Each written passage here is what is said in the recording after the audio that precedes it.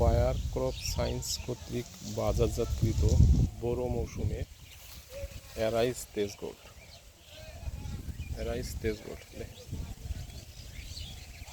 ফ্ল্যাগলিভ erect, কোনো ধরনের BLB bacterial leaf streak, bacterial leaf blight disease নাই। এভারগ্রিন, অলরেডি রাইপেনিং স্টেজে, 10 থেকে 12 দিন পর এটা হারভেস্ট করা যাবে। কোনো ধরনের মাজরার আক্রমণ নাই।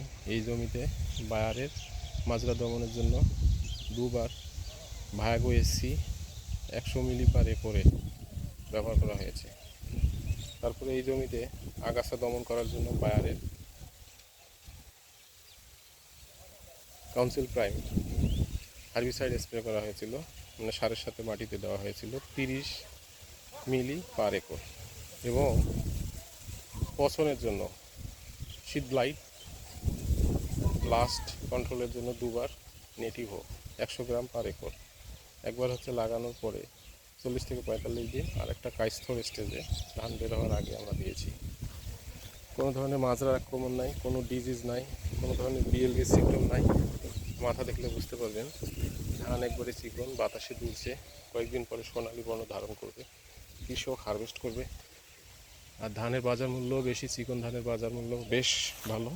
আশা করি বায়ারের অ্যারাইজ তেজ গোল্ড এবছরে যে আবহাওয়া খুবই ভালো পারফর্ম করবে আগামীতে, এবং দীর্ঘ দিন ধরে এটা বাংলাদেশের জনপ্রিয় জাত।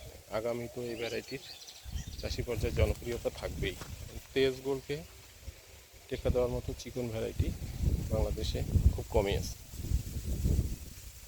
যে আমার অনুমান থেকে আমি বলতে পারি এটা বাতাসে তুলে না, মাঝারি আকৃতির গাছ। ধানের শীষ দেখলেই বুঝতে পারবেন যে কী অবস্থা, চকচকে দানা, কোনো ধরনের ডিজিজ নাই। অ্যারাইজ তেজ গোল্ড ঘুরবে গোলা হারুপে চাষি। অ্যারাইজ তেজ গোল্ডকে আমরা ভালোবাসি। কৃষকের মুখে মুখে সমৃদ্ধির গান, মাঠ জুড়ে হাসে যখন অ্যারাইজ ধান। বড় মৌসুমে অ্যারাইজ, আমনেও অ্যারাইজ, বায়ারের অ্যারাইজ নিঃসন্দেহে চাষিদের বিশ্বস্ত, এবং বিশ্বস্ততার প্রতীক হচ্ছে অ্যারাইজ।